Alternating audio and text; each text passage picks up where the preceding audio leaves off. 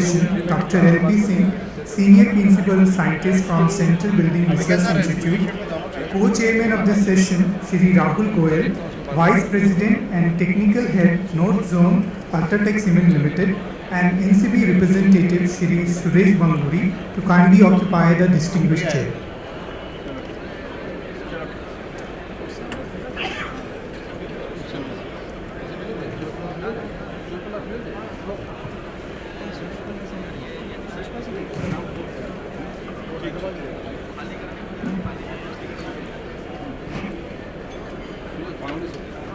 I also request the chairman as well as co-chairman of this session to kindly evaluate each presenter.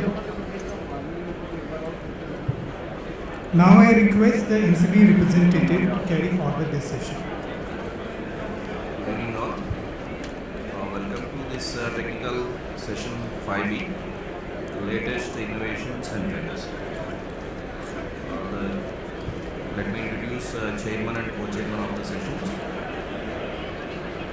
This session is chaired by Dr. L.P. Singh, Senior Principal Scientist and Group Leader, CSIR CBRI Group. You can see the profile here. He is very renowned scientist in the field. And the co-chairman is Shri Rahul Goel, Vice President, Technical Head, North Zone, UltraTech. He is also a known personality in the cement industry. Now I request Dr. L.P. Singh sir to take the session. Very good late afternoon. Those who missed some of the sessions since yesterday and today, so they can attend this session because this is like a platter. Every kind of presentation we have in this session, talking about 3D printing, something on cement plants, geopolymers, CCUS, and last but not least, presentations from NCCBM also. So one by one we will start calling the speakers. So the first presentation is on rheology control and 3D concrete printing with alkali activated binders. So I invite the speaker to kindly come to the dais for her presentation, please.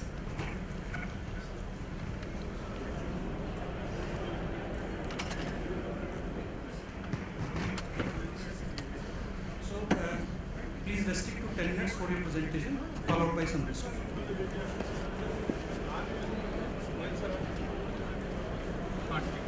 Good evening, one and all. I am Kamakshi from IIT Hyderabad. I am working with Dr. K. Subramanian. My topic is on 3D concrete printing. So coming to the introduction, as we have been knowing, concrete is the second widely used material in the world, with cement being its major component. And we have been discussing since yesterday, cement and its environmental impacts, so I'm not going to put much on it. Then, the alternative replacements for cement are post-industrial waste materials, and flash and slag are the mostly found waste materials in India. So these are the ones that I have been considering in my project. So, alkali activated flash and slag blend is a potential substitute for cement. So flash, in the presence of an alkali activator at an elevated temperature, forms a polymeric compound called NaSH. But the problem with flash is that it needs higher temperature to form a polymeric compound in intense strength. Then slag, in the presence of an alkali activator, at room temperature forms a sheet-like structure called cash. So the problem with cash is that, with slag is that it has a very high initial setting and has an issue of cracking due to very high shrinkage.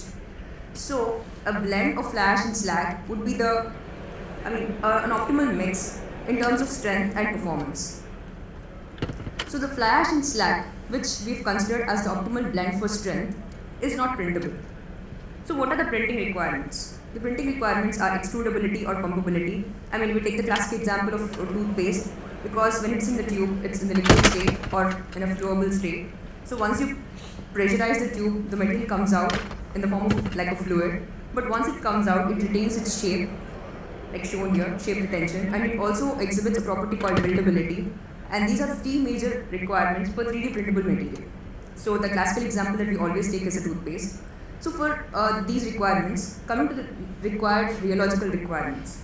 So to achieve these properties, we need a high yield stress, a low viscosity, and an adequate thixotropy. So the basic flash and slag blend won't be able to give us a high yield stress, low viscosity, and adequate thixotropy altogether. So for that, we need to add rheology modifiers.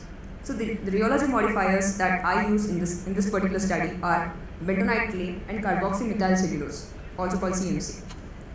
So I've used bentonite clay because it's readily available, it's cheaper in cost, and the performance has been much similar to nano clay, which is a very costly material. So requirements of 3D printing. So pumpability, the ability to be pumped out of the nozzle without clogging and separation. Clogging and separation are the ones that we see when it is not extrudable, you see clogging.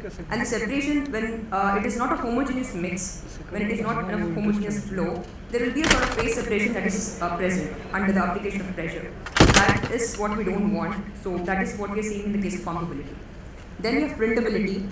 So it's retention of shape after extruding and being stable under its own self weight. So the properties for that would be high yield stress and the property of shape retention. And the next one would be buildability, which means allowing buildup of layers. For this we would need thixotropy and a yield stress buildup. So only if all these three properties are achieved, only then we call it to be a proper extrusion based 3D printing material. So coming to the rheology of fly ash. So since it's on 3D printing, so my focus is mostly on rheology. So the alkali activated AAF would mean alkali activated fly ash. It changes from Newtonian to non-Newtonian behavior with change in MS. MS is the silica to sodium content ratio that we see when we are activating it with the alkaline material. So the deviation point is observed at a 1.5 value. The silica modulus MS, the value of it when it crosses 1.5, the behavior was found to change from a Newtonian to non-Newtonian behavior. So the same can be seen in the graphs. So the red colored, the red or orange, however it is seen there. So that is the 1.5 mix. So above it would be 1 and below it would be 2 and 2.5. So there's a clear change in the pattern, right? I mean, you see a shift directly 1.5. And similarly with yield stress and plastic viscosity, the deviation point has been observed at a silica modulus of 1.5. And another thing is that the class F fly ash, which is the siliceous fly ash, I mean, we have two types of fly ash. Class F is also called siliceous fly ash, and class C is also called the calcareous fly ash. Calcareous since it has a higher content of calcium in there. So that effectively decreases, I mean, the class F fly ash effectively decreases plastic viscosity when compared to the class C fly ash. So this is the rheology of fly ash. Then coming to slag. Slag in the presence of sodium hydroxide, I mean, when sodium hydroxide is used as an alkali activator, behaves as a Bingham plastic material. So this is the ideal graph of a Bingham plastic material. The upward arrow and downward arrow shows the, its shear rate on the y-axis and shear stress on the x-axis. So with increased shear rate, it follows the particular curve, and even when the shear rate is reduced, it comes back on the same curve. So that is a Bingham plastic material. Then sodium, slag in the presence of sodium silicate performs, behaves like a Herschel-Bulkley model. So there is energy loss similar to a hysteresis curve, we can see. And another thing is that it increases early age compressive strength, so it actually helps in better buildability. And it enhances the formation of a 3D polymeric structure, which again has a better shape retention and buildability. So coming to the influence of rheology modifiers, like I explained before, basic flash and slag are not printable, so you need rheology modifiers. So these are the rheology modifiers that are actually used till now in the studies, compiled all the studies. So these are the rheology modifiers that I use. So increasing the percentage of fines as found to increase the yield stress and improve the buildability. Clay here refers to attapulgite clay, nano clay, and kaolinite clay. Studies were done on these three clays. It improves the thixotropic property of the cement matrix. Silica fume is also similar to clay again.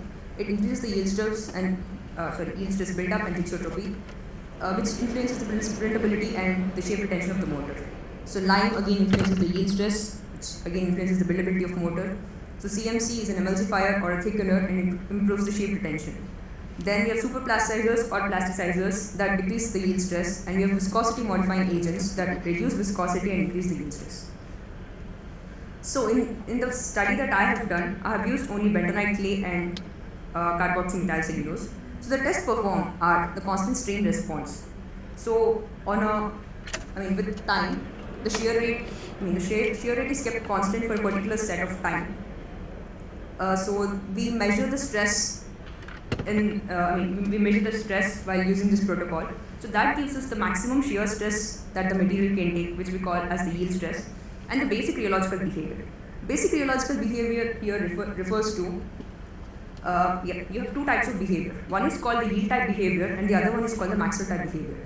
The top curve, or the red or the brownish colored one, is the yield type behavior. So that is the one that is suitable for 3D printing. The one that is a little flat, the black colored one, is called the Manekshaw type of behavior, which is not suitable for 3D printing. And then we look into the initial and final set times, which is a very important aspect for 3D printing because the material can't get set when it is in the barrel or when it is in the pump. And next, the oscillatory shear stress. So this gives us a storage modulus. So on a constant, we give a constant angular velocity and it varies over a over a range of shear stress. So that gives us the storage modulus. So this indirectly gives us the thixotropy of the material. So that is one aspect that we would be looking at. So coming to the mix composition. So I have considered 8 mixes. So B0 is the one that refers to the mix, the control mix, which has no rheology modifier in it. With B1, B2, B3 and B4, the quantity of CMC, carboxymethyl cellulose, has been kept constant and the bentonite proportion has been increased. And if you see B5, B6, B3 and B7, so in these 4 mixes we see that the amount of bentonite or the amount of clay has been kept constant and CMC has been varied. So the mix B3, which is bolded, was found to be the optimal mix in my study. So let's see how it performed. So coming to the constant strain response test that I've mentioned before. So here is the here are the graphs, the strain responses. So B1, which is the lowermost graph, had a very low yield stress. That actually had a Manekshaw type of behavior. You don't see a hump in the topmost portion, so that is obviously not printable. So the next one would be B2, which has a little higher yield stress, B3 and B4. So B3 was the optimal one that in my case, because for B4, it was so high that the material was not even able to extrude out of the barrel. We have a pressure-based system for a 3D printer. So for B4, since the yield stress was very high, the material was not even extrudable. So coming to the variation in CMC. So B5, the lowermost graph again. Here we have seen mostly a yield type of behavior. So B5, B6, B3 and B7. So similar to the case of B4, again in case of B7, the material was so stiff that the material was not properly extrudable. So coming to increase in storage modulus with time. So this actually, if the increase is quite rapid, it means that the structuration or the shape retention will be high. So if the increase in storage modulus is low, if it is slower, then that means the structuration is a little slower. So in case of variation with bentonite clay, we have seen that B1, for B1, okay. So for B1, B2, B3, if you keep looking at the higher dosages of clay, so initially it reduces and afterwards it again increases because thixotropy is high for clay, and when the clay content has become higher than the permissible value, it starts shadowing the other materials and start showing up more. So the same thing can be observed in case of CMC. So B5 is very quick because it had only clay but no CMC. That is mixed with 0 CMC. And similar things have been observed again. So coming to the setting times, the setting time was found to increase with increase in the increase in the rheology modifier content, which is pretty obvious because since the material, if we add more things to the material, then it starts slowing down the reaction of the actual the actual flash and slag. So that sort of increases the setting time. So coming to the printing performance, I have pictures of the prints of all the 8 mixes here. So B0, which is obviously with no rheology modifier, just spread it out. So B1, it had no buildability, it had no shape retention, it had water migration. So water migration is the particle separation or the homogeneous flow that I was referring to before. So that happened and there was no cracking in units. Coming to B2, there was buildability and shape retention. There was also water migration because the clay was not sufficient in that case. So if you see the mix 3, There was no water migration, but there was buildability and there was shape retention. Coming to B4, which has higher amount of clay, the mix was not even extrudable. So it had buildability, it had shape retention, there was no water migration, but there was cracking in the mix. Coming to B5, the mix with 0 CMC. So it had no buildability, no shape retention, there was no water migration because there was clay present in the material, and there was no cracking. B6, with a little lesser quantity of CMC, it had no buildability, but it had proper shape retention, and there was no water migration and no cracking. Coming to B7, the mix with higher amount of CMC, it had proper buildability and it had proper shape retention and it had no water migration, but there was cracking present on the top surface because the material was too stiff. So the conclusions from this study are, the alkali activated fly ash type paste proportionate for strength does not possess adequate rheology suitable for printing. Then, the stiffness of the paste required for shape retention is produced by the flocculation of clay. The internal structure within the alkali activated fly ash like paste is enhanced by carboxymethyl cellulose, which produces a yield type response in the mix, and that is what is actually required for shape retention. Then, bentonite, it's an efficient rheology modifier to improve the yield stress of the mix, which is one of the most important parameters for the printable material. And CMC influences the structural buildup within the paste. It offsets the delay in structural buildup to allow both shape retention and buildability. And finally, bentonite at a 1.25% addition itself produced the effect that kaolinite produced at 4% addition. This is a study that I've done previously, but because of lack of time I couldn't put that in there. And it also shows that bentonite is more effective. So with this I conclude my presentation. Thank you. Thank you very much. We can take one or two questions. Yes, please. Yeah, it was very interesting. Thank you, sir. By chance, were there any layer addition test or anything like that carried out between the interlayers, addition or bonding? Not on this study, sir. I mean, this is on a paste and samples are only this big, so we couldn't do any test of that sort. But for the studies that we're doing on mortar, I mean, which includes aggregate, we're planning those tests. Thank you. All the best. Thank you, sir. One more question from that side.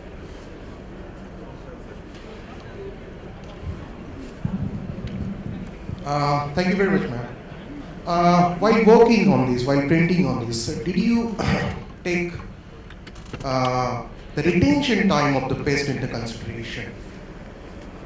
Sorry, sir? Retention time of the paste, because you need to have some time while printing. Oh, yeah, Okay. yes, sir, yes. I mean, that's So how how did you manage that retention time, and what is the retention time you targeted, and how did you achieve that? Okay, for the printing, actually, it won't take us more than 15 minutes to print. And placing the material, fixing the printer, attaching it to the barrel and printing it won't take more than 15 to 20 minutes, max to max. So that was actually the required time for us. But to check if the material is buildable or if it is retaining shape retention or not, we print a strip of let us say 10 centimeters of width around 1 centimeter, and then we leave it aside for a particular time. So then we look at how much the material has been, how much the material has spread it out. So based on that, we say whether the material is buildable or not. I mean, sorry, whether the material contains shape retention or not. And at the same time, did you try with the different concentration of sodium hydroxide and sodium silicates? No, sir. I mean, we have fixed the molarity at Molarity you fixed, and at the same time, you just set the retention time and you just did the solution. Yes. Thank you very much. Okay. Thank you very much. Thank you. We may now move to second presentation, which is on comprehensive digital twin suite for cement plants, value creating technology for the cement industry. This is a presentation by Mr. Mathis Mercerman from KHD Humboldt International AG Cantt. So may I request the speaker? Yes, please. Thank you, Mr. Chairman. You've announced it that we are looking at a session with very diverse topics here, and after this very interesting geopolymer printing session, I hope I can keep your attention up with something from the digital world.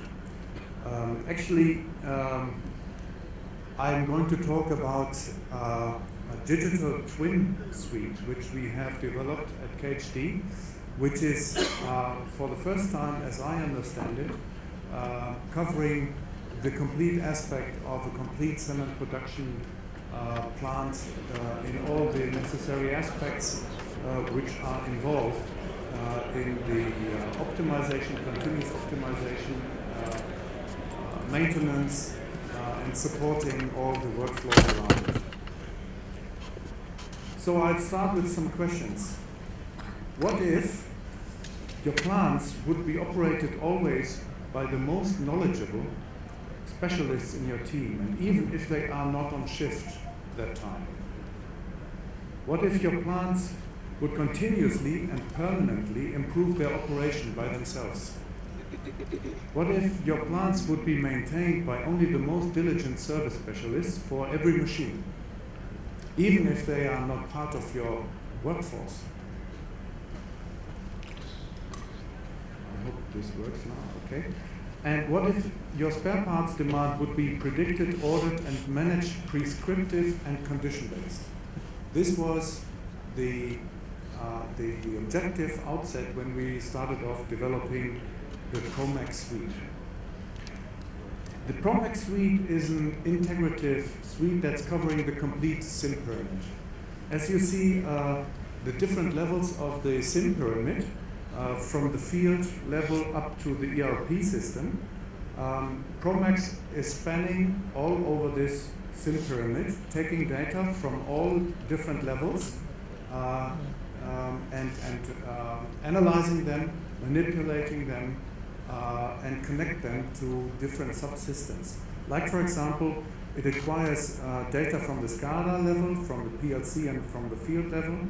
Then it supports the activities of the plant on the MES level.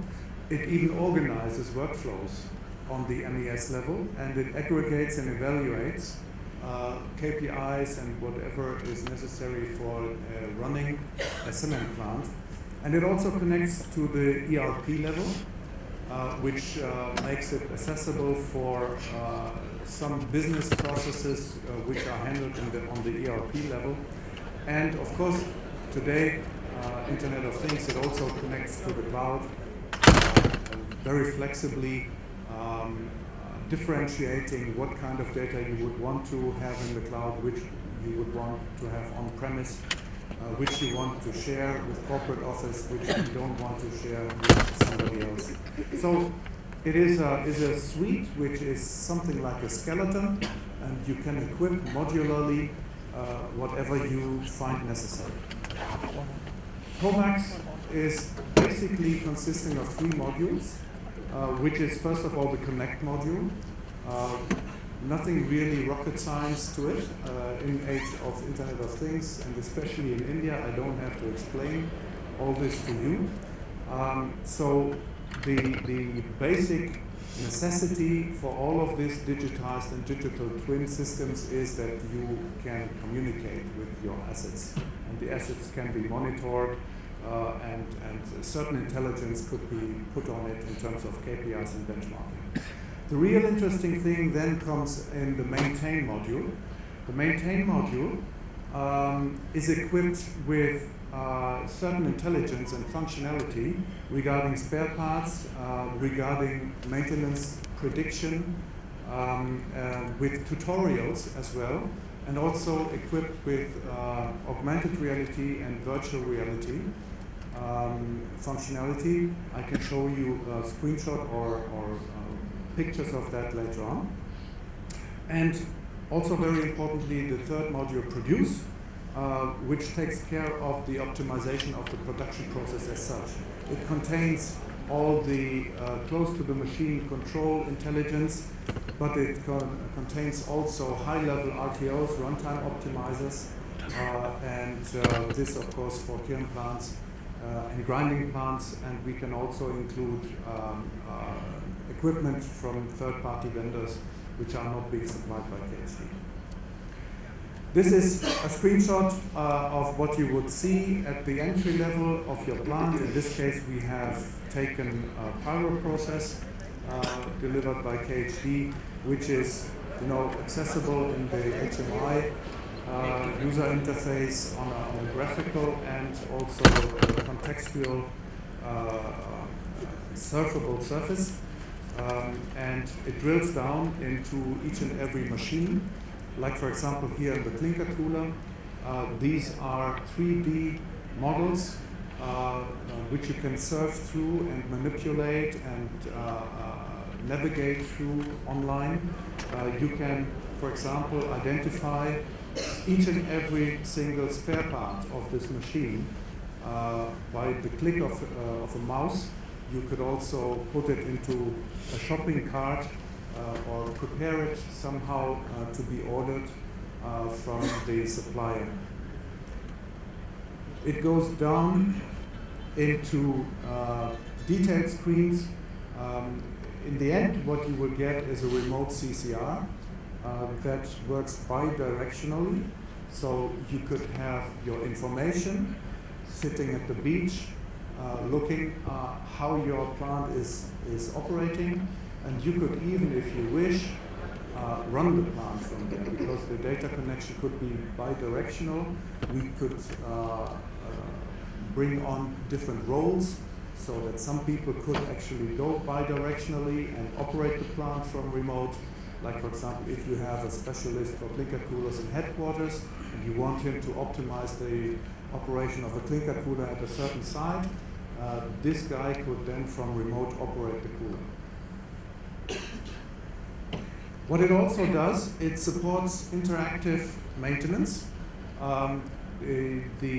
Depending on how much sensors we should equip to what kind of machines and assets we're talking about, these sensors would monitor the condition of the system, for example, vibrations of a roller press or a ball mill shaft or whatever on a fan. These sensors would take up data and run into a prescription model which analyzes this and makes a prediction on the residual lifetime, the wear, upcoming maintenance necessities and all that.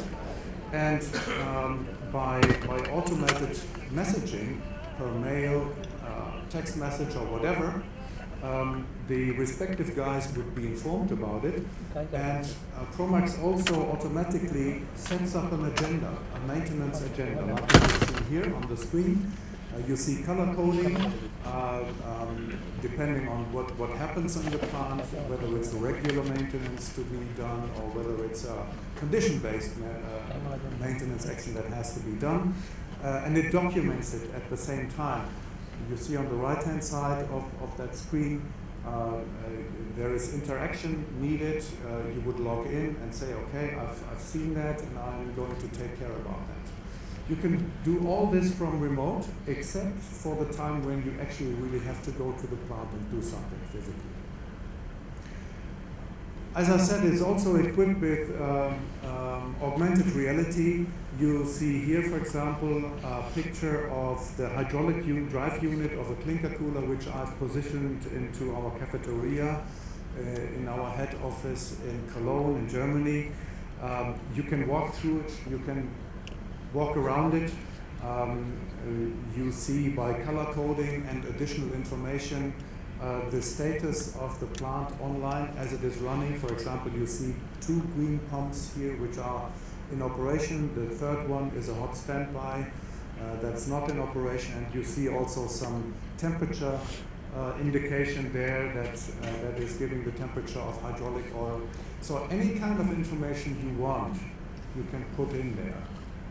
It is also equipped with tutorials, 3D tutorials. For example, if some pressure is getting too high and the filter cartridge is blocked, then it shows you how to exchange the filter cartridge. This is accessible to any device you might have. You have your handheld, you have your mobile phone, you have your iPad or whatever. You walk through the plant or you walk over the beach. You can do all that up to that point where somebody really has to go physically into the plant. The next aspect, and I'm about to close already, is RTO, Runtime Optimizer, formerly called Expert Systems.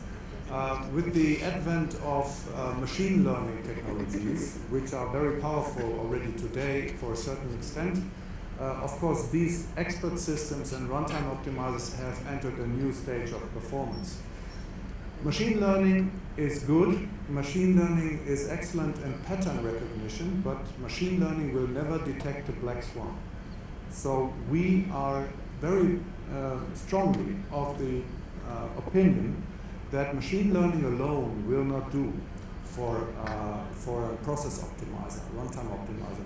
It needs to be hedged by process knowledge. And that is the core of our technology here. We have two machine learning neural networks permanently running, self-adapting, self-teaching. So one is operative, the other is reteach, and then they compare their performance. The better one will be activated, the other one will be retrained. But all that is hedged by process knowledge, knowledge about the process and knowledge about the machine, in order to keep it from drifting away and keeping track of the optimization target. Very important. Well, I'm coming to the end. Takeaway message. KHD Pro Max is a new digital suite that is a comprehensive software suite covering the complete SIM pyramid. It's a digital twin-based technology, leveraging data gravity to the maximum.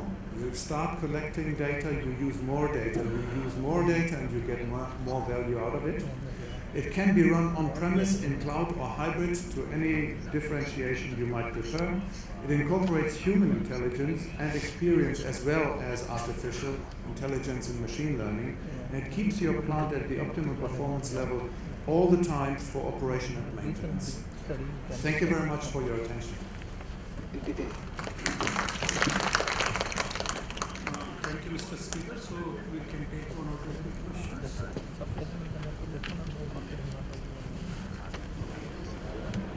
Once I learned on WhatsApp that how to do entrepreneurship. So the professor said, find a problem and give a digital solution. So probably this is what your idea is, what your company is doing, that you are giving a digital solution to the cement plant and related problems. Thank you very much. Thank you. Thank you. So the third in this row is room temperature cured fly ash based geopolymer using low molarity activators. And I suppose the speaker is Pratik and Ramagiri. Will you please start with your presentation? Good evening, everyone. So, on behalf of Vikram, I will be presenting myself, Himamai. I'm from Hyderabad. So, the title of today's topic is room temperature cured fly ash based geopolymers using low molarity activators. So coming to the introduction, global share of building and construction final energy and emission in 2019, we can see 35% of the energy is consumed in building sector, and 38% of the energy is emitted. This is for using alkali activated binders. So if we use alkali activated binders, we can reduce the CO2 emission by 45 to 80% compared to Portland cement. Now coming to the alkali activated binders, for curing temperature generally for alkali activated fly ash, it's varied from 60 to 85 degrees. Our room temperature itself is not sufficient for the alkali activated fly ash to get the enough strength. So, and also for alkali activated slag, so the flow properties are not good, and the quick setting is happening in case of alkali activated slag. And also the calcium to silica bonds are weaker than the alumina to silica bonds. And also to produce the alkali activated binders, generally people have used high molarity of sodium hydroxide, which limits the broad application of the alkali activated binders. And this plot shows the drying shrinkage versus the duration in age with different comparison with OPC on the alkali activated fly ash and slag. So this the drying shrinkage of alkali activated fly ash and slag are higher compared to OPC. This is subject to one particular type of activator condition.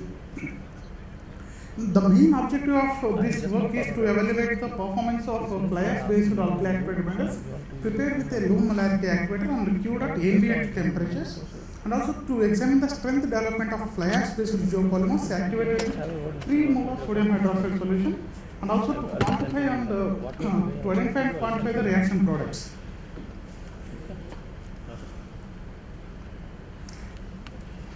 The materials which we have used in this study are precursors are like we have used low calcium fly ash and slag, and activators are we have used as sodium hydroxide and sodium citrate.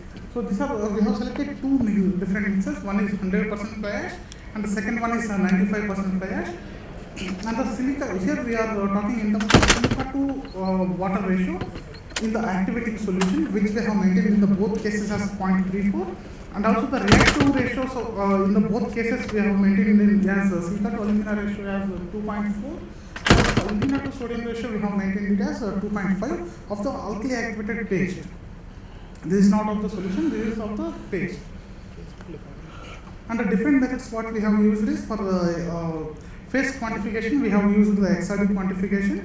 The source of the XRD what we used is copper KR for radiation. And also the 2 theta ranges which we use for scanning is from 10 degrees to 90 degrees 2 thetas, and the step sizes are at 0.02 degrees, and also we have maintained 0.6 seconds at each step.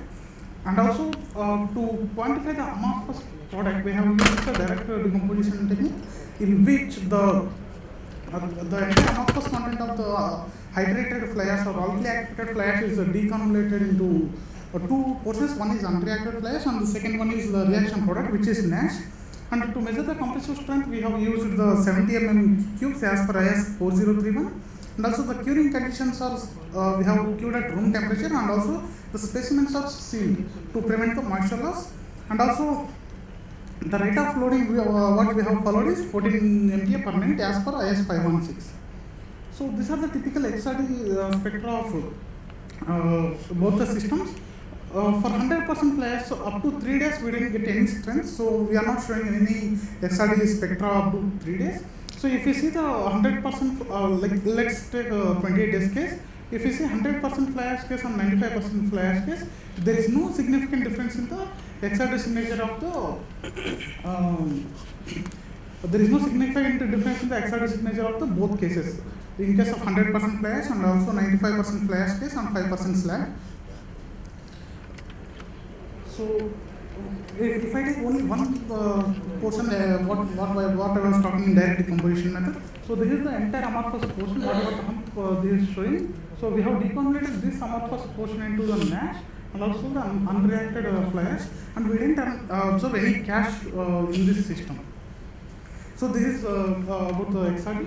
Now coming to the compressive strength results. So if you see 100% fly ash and 95% fly ash, so in case of 100% fly ash, which is cured at room temperature, there is no strength observed up to 3 days. So even at 3 days, only 2.1 megapascal was observed. Whereas for 95% fly ash and 5% slag, if you see the strength gain is very rapid.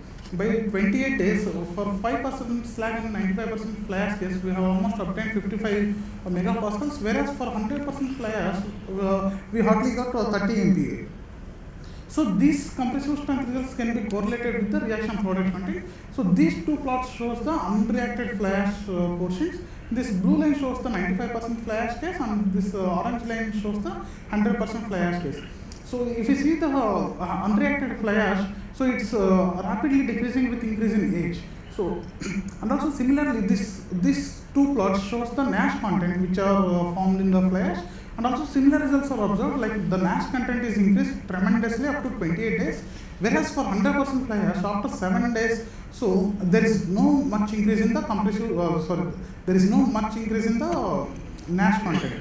So this increase in NASH content can be correlated with the compressive strength of the alkali activated fly ash blends. The major conclusions from this study are the fly ash based geopolymers activated with the 3 molar sodium hydroxide solution showed higher 28 days compressive strength with addition of 5% slag. And also the NASH gel is the major reaction product in the fly ash based geopolymer which is in this system.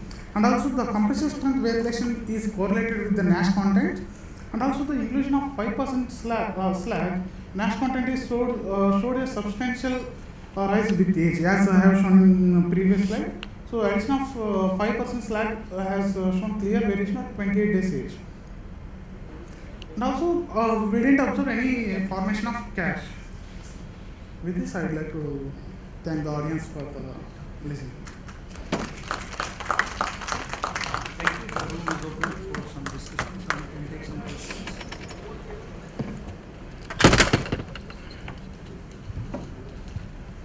Can I ask one question? Yes. How you can find out the unreacted fly ash? So we know the raw fly ash XRD composition. Like we know raw fly ash amorphous hump, where the 2 theta is lying under the center of 2 theta. So for the same thing, for the alkali activated fly ash, we will observe 2 humps. Like if you see the I'm not able to show it. So if we see the XRD spectra, we will see 2 humps, which are one is centered around 27 degrees 2 theta, which is for unreacted fly ash, and another one is centered around 30 degrees. So I may be a little bit wrong in these values, but these are the ranges. So that is for Nash content. So we recommend using simple MATLAB coding. So I think you need to find out some other method, because many a times XRD doesn't give very precise value for quantitative analysis. yes. This is just a question. Yes. Any other question? Okay, sir. I have a question. Yes, please. Including your question also. First question: what is the role of silica to alumina ratio? Or you are maintaining 2.4? Yes. Can you elaborate that on what is the role of silica to alumina ratio for this alkali activation? Yes. So generally, in case of alkali activated fly ash system, the reactive alumina whichever present in the system, it determines the strength. It plays the key role in determining the strength, because we are not adding any external alumina, while we are adding external silica to it. So Is there any the minimum ratio of 2 and above shows the good strength for alkali activated fly ash. So we have maintained in that ratio.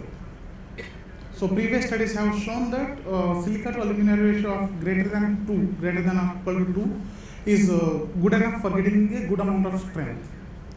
Is there any correlation for the solubility of silica with the alumina ratio? No, we didn't look at it. Maybe we should look at it, yes. And second thing, you have shown the humps for the estimation, but we found that Nash content, why in the case of 100% it is decreasing instead of 98% of what is the reason? No, it's not decreasing actually. So if you see the While plot, from the 1 day to 28 days, the Nash content of Nash content of 100% is lower compared to the 95%. yes, because here so what we believe is we didn't yet prove it, so studies are still going on. So what we think is this calcium, whatever we are adding slag, it's allowing the more reactive silica and the reactive alumina to react quickly and form the product, and even the calcium is also helping in dissolution of the silica and alumina. So we are thinking in that way. So to answer your question, we need to do some more testings. Thank you. So Thank you. you very much. So with this, now we move to the fourth presentation, that is preparation of CGA based low density aerated concrete utilizing single use polythene bed cuts paste. This is a presentation from Indian Institute of Technology, New Delhi, and presentation will be done by Madhumita Vishwas. Please. Good afternoon all. Myself Madhumita Vishwas, and title of my presentation is Science of and I was present now. My presentation consists of the following slides. Briefly I will give the small introduction and motivation of my work, and then objectives, and then real methods followed in my experiment, and follow the result of the experiment, result of discussion, and then conclusion, and then references. Then in introduction part, as you all know, the among the green building material, autoclave aerated concrete is gaining popularity due to some of its beneficial property like low thermal conductivity and low self-weight. However, for the preparation of aerated concrete, aeration step is very crucial, and presently mostly the commercially used aluminium powder-based aeration techniques is costly, energy intensive, and carbon emission problem, as you all know, associated with the cement and construction industry. So our research group proposed an novel and eco-friendly aeration techniques by using micron-sized colloidal gas aprons as an aerated slurry. In that process, it is possible to produce a very small amount of surfactant. Using very small amount of surfactant solution, it is possible to generate at 10,000 liter of CGs within an hour. In this method, the bubbles generated are more fine and stable, whereas in case of aluminium powder-based aeration techniques, the dosage control is very mandatory. Then come to the another issues of environmental issues, basically that lightweight solid waste, which having higher littering potential, and like polyethylene bag cuts, which is single used, and as you all know about the single used polyethylene, that creates problem like landfilling, and it also disturbs our marine lives, and we are using that polyethylene bag cuts in that CGA-based slurry for the preparation of aerated concretes. And government of India have taken different initiative to reduce that problem, and now we are at banning phase that of single use polyethylene bags. Still it is in our systems. Then what's the main objective of that presentation is that preparation of low density aerated concrete CGs as an aerating medium, and up to optimum percentage utilization of solid polyethylene bag cuts in that slurry. And then we have measured the aerated blocks property, some like compressive strength, tensile strength, water absorption as per IS.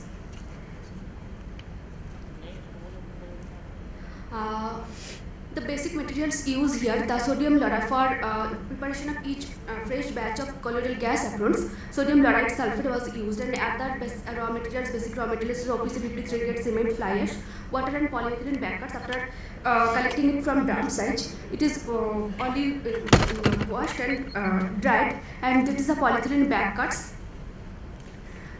Figure 1 shows the polyethylene bag cuts, and Figure 1b reveals that that is polyethylene bag cuts provided the bridging effect under the compression state of the specimen. Then what colloidal gas aprons actually is, it is a basically minute size bubbles in its core. It holds the air, that is the gas pores, and that is the concept. Once it presents the conceptual diagram of CGA, colloidal gas apron, in 1987 by Sempa, and it whenever it is steering the surfactant solution at 5,000 to 6,000 RPM, it entraps the air inside its gas pores, which leaves the whenever we are using in that aerated slurry, it leaves the air voids inside the matrix, and in that method bubbles are rarely coalesced, and moreover these bubbles behave like water, and that makes it different from the another foam which can be pumped easily. CGA-based CGs could be pumped easily, because in case of foams it has been seen that its elastic lamella resists it to be pumped easily. Then that is the process of for each setup experiment has been followed, and that is the raw material, and cement fly ash and wastes has been dry mix preparation has been done in the planetary mixer. Then water is added to that dry mix. Then the colloidal gas aprons added to that wet slurry, so that the breaking of the CGA bubbles could be avoided. Then the aerated slurry casted in a iron mold having each side 5 centimeter, and then after settling it 24 to 36 hours, then it is demolded, and After demolding, it is steam cured at 65 degrees centigrade at 110 degrees at 65 for 10 hours. And the result in coming to the result and discussion, it has been we have checked the some basic properties like density, compressive strength, tensile strength, and water absorption. We have already checked that according to BIS 2185 part 3. Then we have made measured. We have there is a comparative study has been done at 6 waste loading points, namely 0.5% weight. That and it is made against total solid waste. And to get an idea, basically how much optimum utilization of polyethylene backcuts is possible in that slurry. Then study the variation of water absorption with density.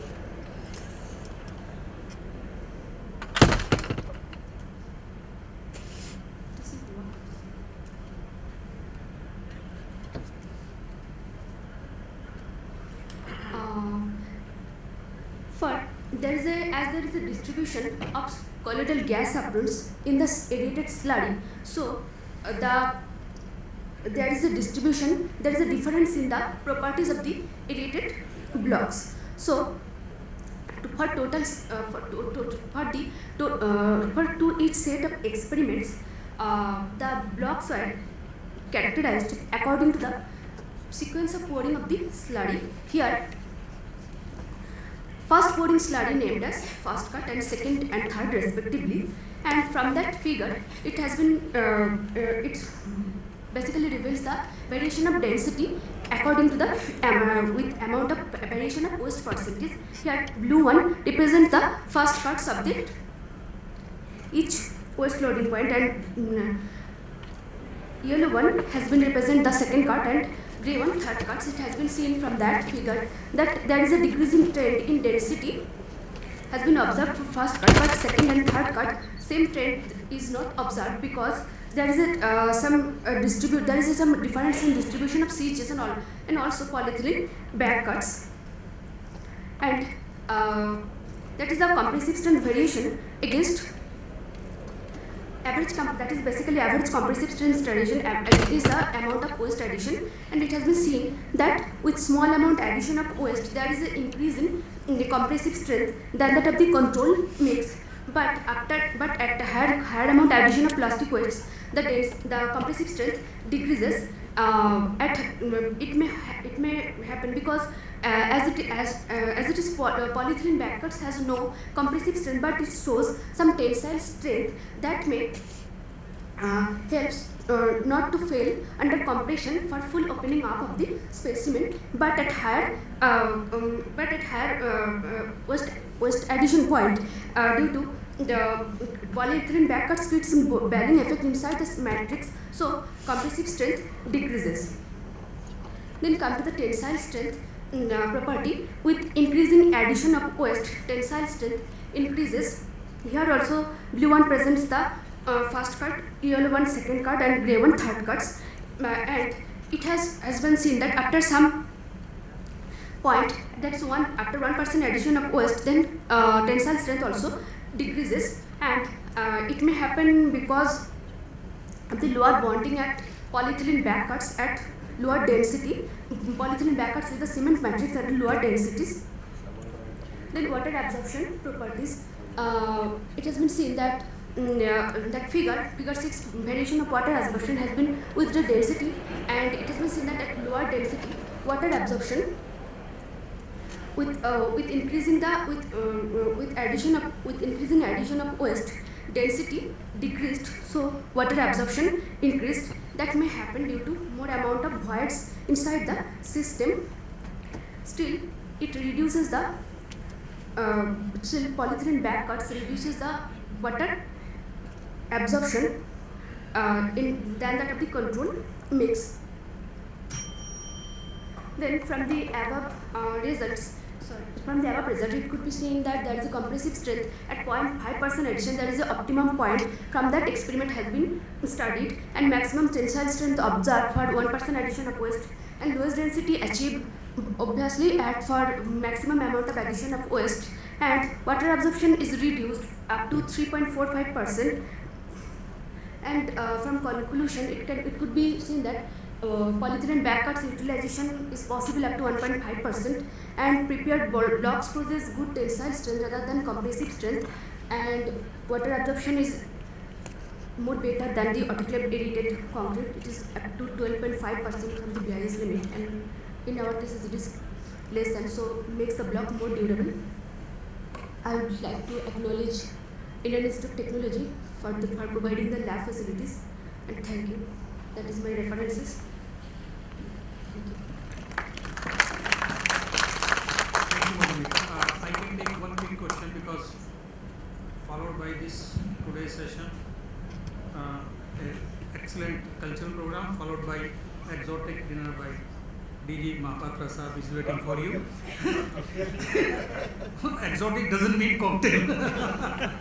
so I can take one quick question, then otherwise we move to next presentation. Okay, thank you very much, Madhumita. So the next presentation is by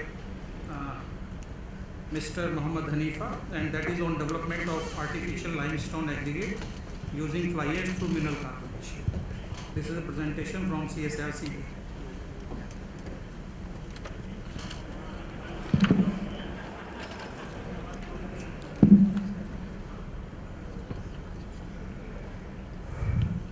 Good afternoon, everyone. Myself Muhammad Hanifa from CSIR CBRI, and I'm doing PhD research under Dr. LP Singh and Dr. PC Thabial from CBRI.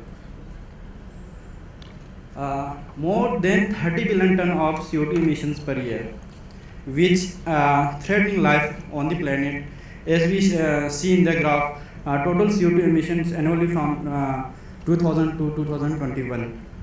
Among various greenhouse gases, why we focus only on CO2? Why not on the others greenhouse gases? Because the percentage of CO2 is 79%. Rest of them are in little amount. Here we show how actually CO2 causes global warming. Absorption of infrared by CO2 causes its deformation and stretching vibration, force resulting in the warming effect. According to IPCC, to achieve 1.5 target by the end of century, CO2 emissions should be maintained to 25 to 30 billion ton CO2 per year instead of 52 to 58 gigaton CO2 per year. Our Honorable Prime Minister COP26 commitment to net zero by 2070, which is not feasible if we don't create a multi-minute target to capture and utilize the CO2. Here are the some points through which we made to net zero by 2070. Transition to the cleaner fuels, geological and marine storage, green hydrogen, improved efficiency of the plant and more afforestation, CUC in the construction industry, carbon capture and utilization in the construction industry. I am mainly focused on the CUC in the construction industry. As we all know that 1 ton of cement produces approximately 0.5 to 0.6 tons of CO2. During the cement production, 50% from the calcination of limestone and 40% from the fuel consumption and 10% from electricity and the transportation. As here we show that 576 million tons of CO2 is emission in 1990s by cement industry, which is increased to 1.4 billion tons in 2002, which is further increased to 2.9 billion tons in 2021. If we apply the best strategy like utilizing clinker substitution, so we get 1.5 billion tons CO2 in 2050. Here we show the graph in which the China and India both produce 35% of the total CO2 emission. Now CO2 utilization in the construction through mineral carbonation. Mineral carbonation is just analog of weathering carbonation. But the natural weathering carbonation is extremely slow due to the low percentage of CO2 in the atmosphere. And this is the reaction where we simply actually the calcium silicate rock react with CO2 to form the calcium carbonate. To overcome this issue, we done the accelerated mineral carbonation used for the carbonation. The mineral carbonation is two types. One is direct carbonation, in which we directly inject the CO2 in the minerals to form the calcium carbonate. The other one is indirect carbonation, for you extract the reactive alkali metal from that, and after that we done the carbonation. Accelerated mineral carbonations are strongly exothermic and diffusion control process. During the mineral carbonation, during the mineral carbonation, the carbonation mainly depend on the CO2 concentration, pH, pressure, and the temperature. During the reactions of the mineral carbonation, we form the polymorph of calcium carbonate. Actually, we get the three polymorph. One is wetterite, another one is aragonite, and the third one is the calcite. Wetterite are the least stable, and the aragonite are metastable, and calcite are the most stable. Now we perform some basic chemistry to see the effect of different conditions on the polymorph of calcium carbonate. Here we prepared the calcium carbonate powder by using the calcium chloride and the sodium carbonate solution. These are the morphology of calcium carbonate obtained at the different pH. At pH 5.5 we get the prismatic calcite of 4 to 11.5 micrometer in length, and the wetterite are spherical in shape, and the length of the radius of the wetterite are 2 to 2.5 micrometer. Further increase the temperature, further increase in the pH, we get the cracked spherical wetterite, and further increase we get the uniform wetterite, and these quantification are done by the Rahul analysis, through which we know exactly how much percentage of calcite, wetterite, and amorphous calcium carbonate is formed. And further increase the pH 9.43, we get the smooth wetterite. Now, when we further increase about 11 pH, we get the calcite, which is actually rod-shaped structure at low magnification. But at higher magnification, this rod-shaped structure composed of the rhombohedral calcite, whose length are 180 to 250 nanometer. Further increase the temperature, further increase the pH, we get the rhombohedral calcite between 0.4 to 0.5 micrometer in length, which are arranged in a floor-like morphology. These are the excited results through which we confirm the formation of different forms of polymorph of calcium carbonate, and further it is confirmed by FTIR result. Now, the one polymorph which is aragonite, which is not formed at the room temperature, so we have done the experiment at 80 degree.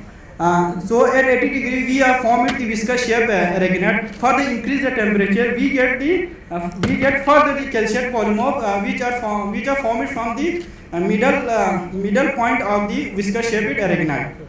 These are the Rahul analysis through which we know exactly how much percentage of calcite and aragonite and amorphous calcium carbonate is formed. XRD result also confirm the formation of aragonite polymorphs.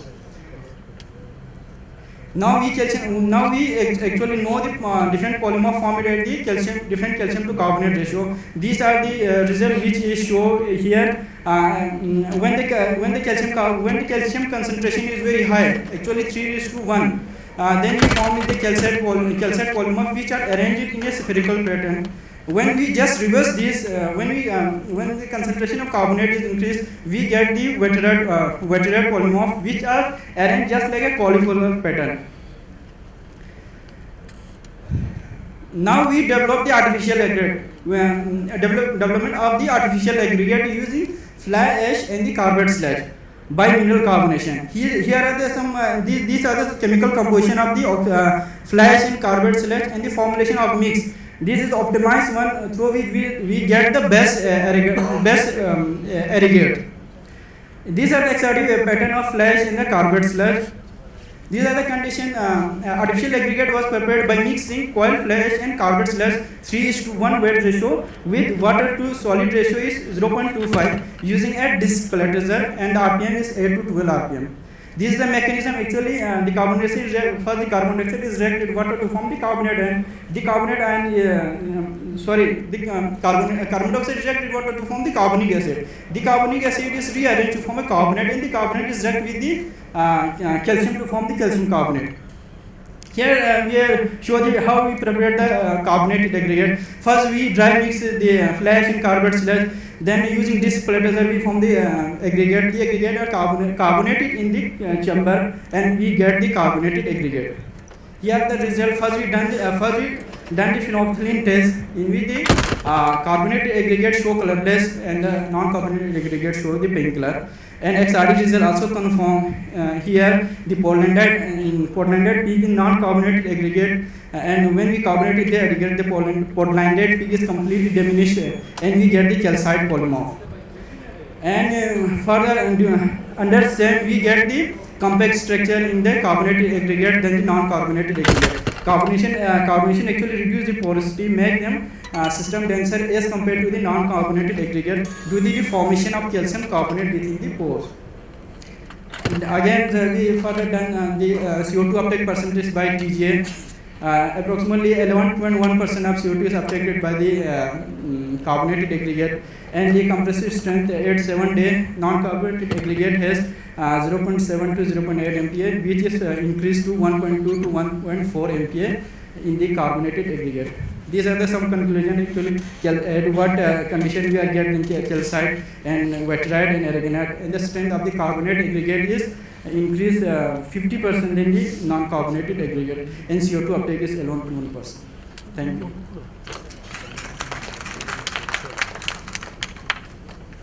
So the floor is open for discussion or questions.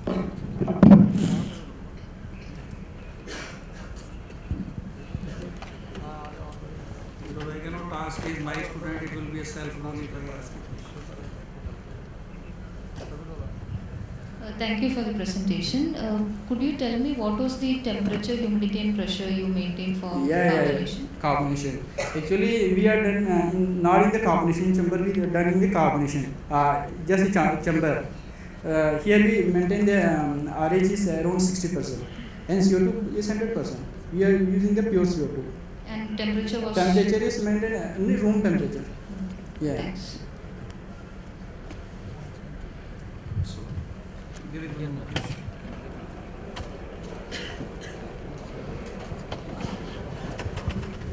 So I have one question.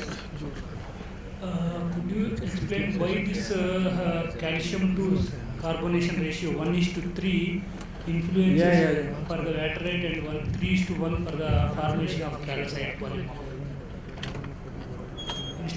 For the calcium to carbonate ratio 3:1, you mentioned calcite formation. Actually, all these things actually the basic thing here is work is the pH. As we increase the calcium concentration, actually at 11 to 12 pH we get the complete addition of the calcium in carbonate. But when we increase the pH and further decrease the pH, we form the bicarbonate. When we increase the pH, the concentration of calcium is increased, so we get the calcite polymer. Second one, whatever the sludge you are using, carbide sludge, with the only carbide sludge have you studied for the this carbonation? Sorry? Because you mixed with that one with the fly ash. Yeah. But only with the carbide sludge because why the objective may be some other thing, but with the carbide sludge, if the carbonation study is there, then the control, it may be the control, and how the fly ash Actually, we are using carbide sludge just for the carbonation. Without the carbide sludge, there is no carbonation. Actually, there is no calcium in the flash. Actually, there is very little percent of calcium in the flash.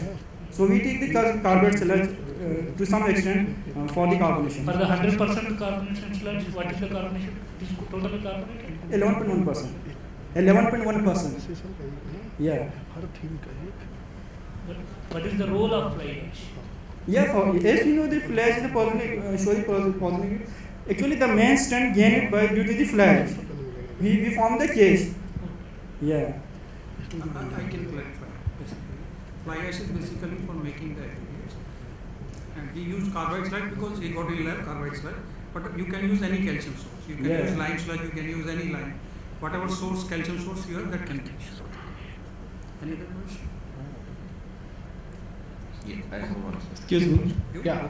You just responded to one query that RH you maintain 60%. Yes. And at room temperature. So what was the time of carbonation? Actually 4 hours. I am mentioning in the slide all the things 4 hours for calculation.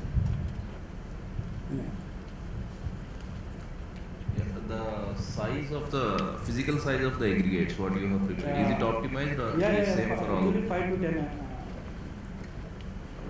mm. Yes. So last question. Thank you. You made aggregates, what 10 to 15 size.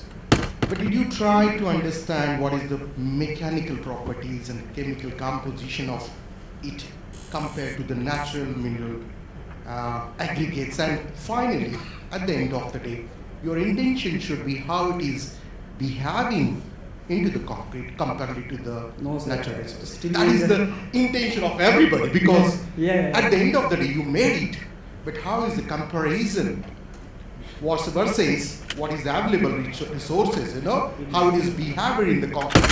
And if it is really enhancing the properties of concrete, definitely it would be benefited to the industries. Actually, we are just prepared the aggregate, not go to the concrete. Exactly, but at least the next step should be that how the mechanical properties are enhancing, increasing compared with the natural resource minerals, aggregates. Okay, that would be the, and then third step, that the actual behavior into the concrete. So this should be the stage further. Okay, sir. That is what the conclusion. I got it. Thank you very much. Thank you. Thank you, sir. So the last presentation of today's session is effect of physical, chemical and mineralogical properties of cement on the performance of concrete. This is a presentation by NCB and presentation will be done by Richa. Respected Chairman, Co-Chairman, NCB representative, delegates, dignitaries, ladies and gentlemen. A very good afternoon to you all. I am Richa Majumdar and I am going to present the topic effect of physical, chemical and mineralogical properties of cement on the performance of concrete.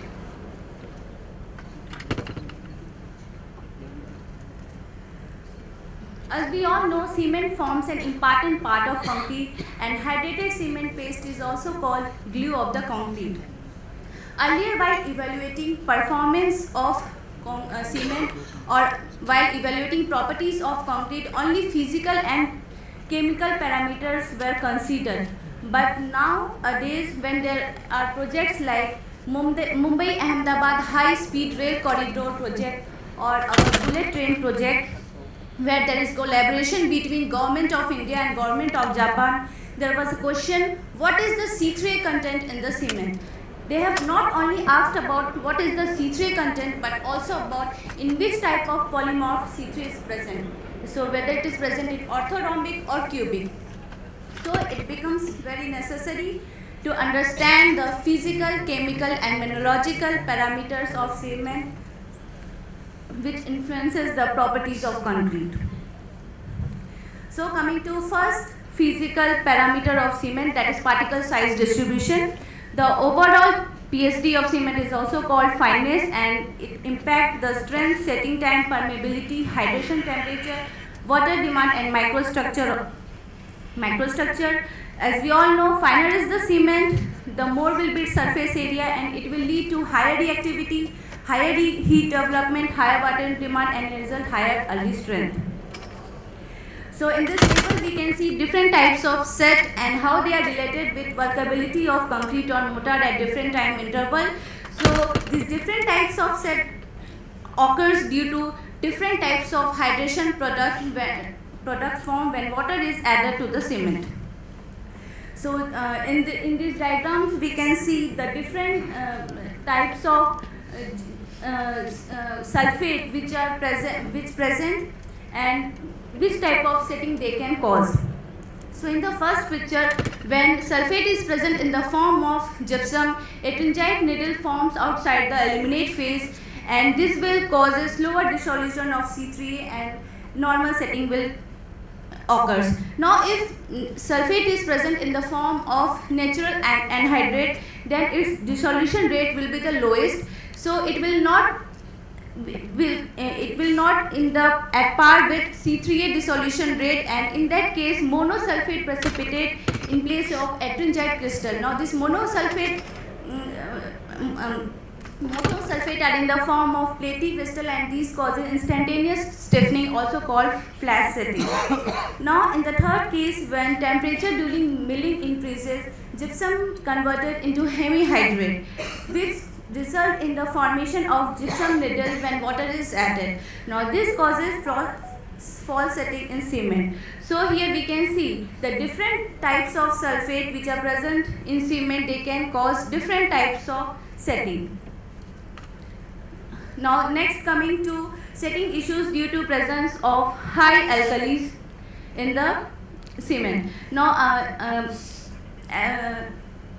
arcanite or calcium langeminite are mostly present as alkali sulfates in clinker, and when they react, they form syngenite as the reaction shown here.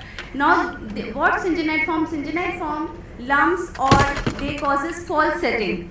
Now how we can control this? We have to control K2O% at the plant, and we have to reduce the storage duration at all stages.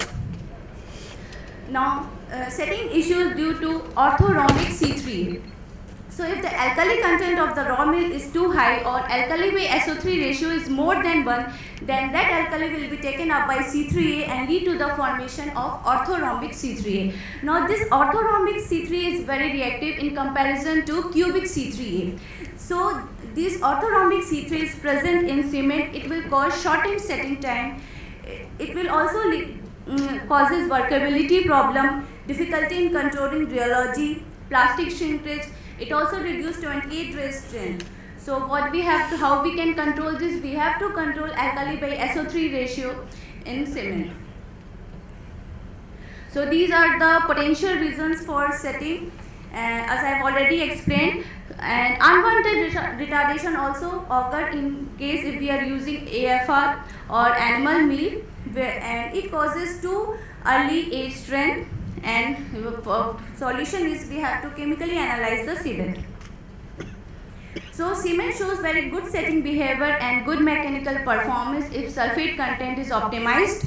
So factors influencing optimum sulfate content are sulfate sources. So whether sulfate are present in the form of alkali sulfate, gypsum, anhydrite, basanite, etc. These things have to be taken care. C3A content and crystal modification, where they are present, C3 is present in the cubic or orthorhombic form, it has to be identified. Alkali content of clinker, cement fineness, and presence of chemical admixtures. Now coming to role of alkalis in cement hydration. Alkalis present in cement generally as alkali sulfate or in the clinker phases. In general, alkalis are positive for early strength but negative for later age strength. They are also positive for corrosion protection of reinforcement structure. Durability problem can occur if aggregates react with alkali and they causes expansion due to alkali aggregate reaction. Alkalis is present in the form of Na2O, they reduces the reactivity of C3A. If they are present in the form of KTO, they increases reactivity of C3A. So generally high amount of alkali present, they will reduce the formation of antricite and thus causes rapid stiffening of the phases of the paste. Now cement hydration and its effect on concrete properties. So cement hydration is mostly impacted by the presence of major clinker phases, minor components, alkalis, etc., presence of supplementary siliceous material in blended cement, presence of chemical admixtures, and presence of calcium sulfate. It also influenced by temperature, water content of the system, and cement fineness. As shown in the diagram, the more will be the C3A and C3S content of the cement, the more heat will be released and more will be the rate of hydration.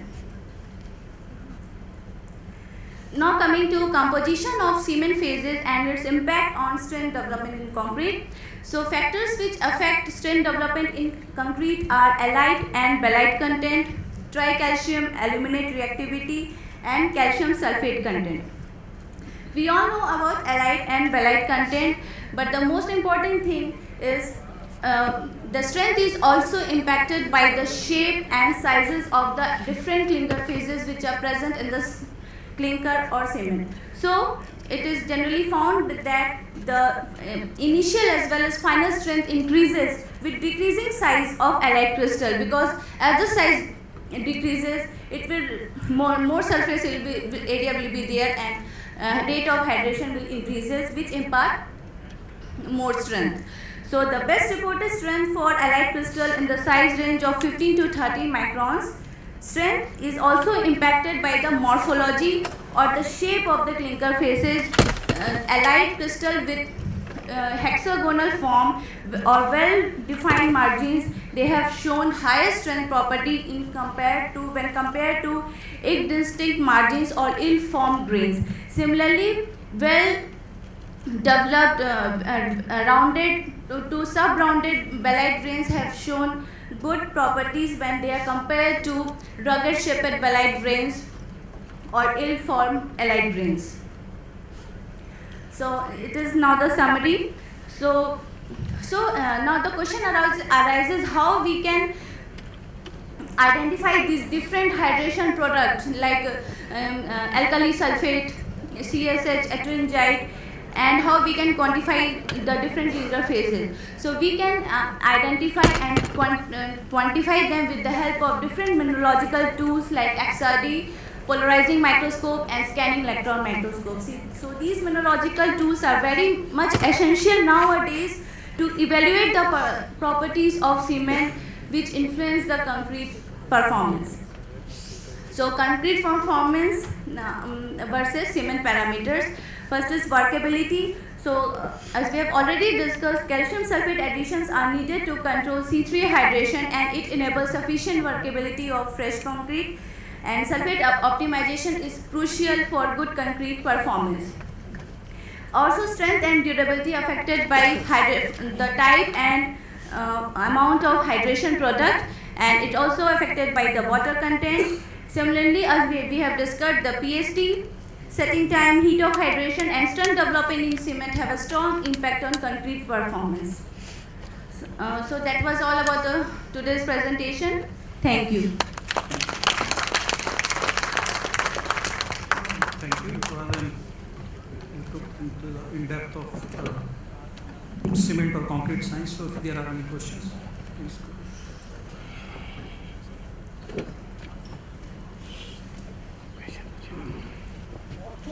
How many phases? Is it cubic means 3 phases? Sir, it is basically the crystal structure in which different, these are the polymorphs, sir. Just like if we consider CaCO3. CaCO3 has 3 polymorphs: calcite, aragonite, and vaterite. Similarly, allied have several polymorphs, but in case of Indian cement or clinker, we mostly identified orthorhombic and cubic C3A. So if C3 is present in the form of cubic, then we get the good result. But if it's present in the orthorhombic C3A, then rapid stiffening of the paste occurs. So cubic means we mean 3 phases, 4 phases. Crystal system, sir. Sir, it is basically there are 7 crystal systems: orthorhombic, cubic, trigonal, hexagonal. There are 7 triclinic, monoclinic. There are 7 crystal systems are there. So 2 of them are orthorhombic and cubic, sir. Thank you. Thank you. Thank you, sir.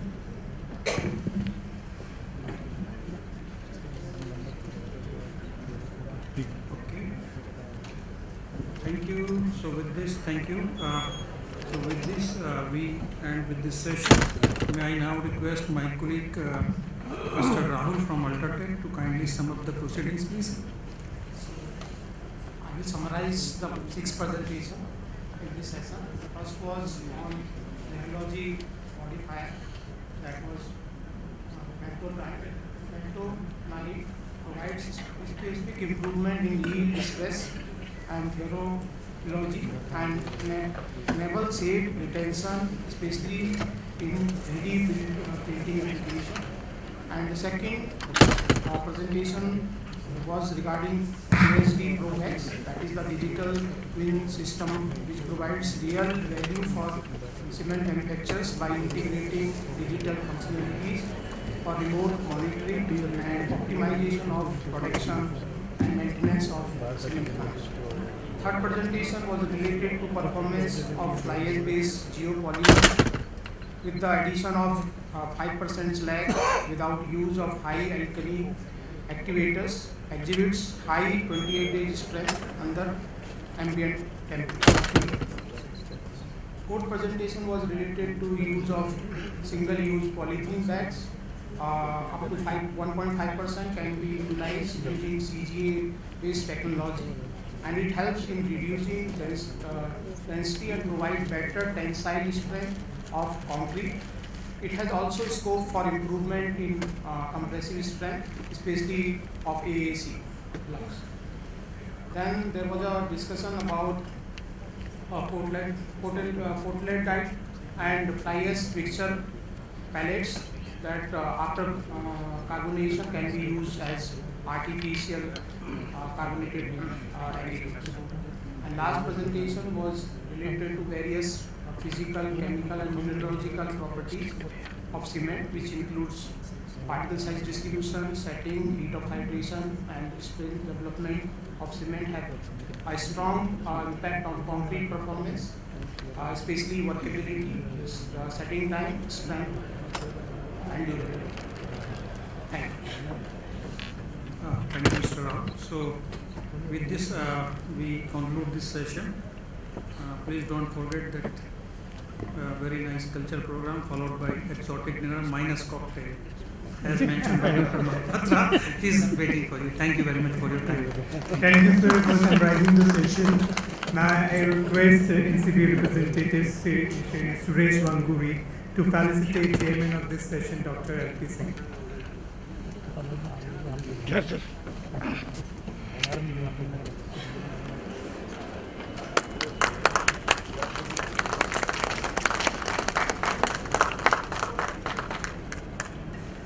Co-chairman of this session, Shri Rahul Goel.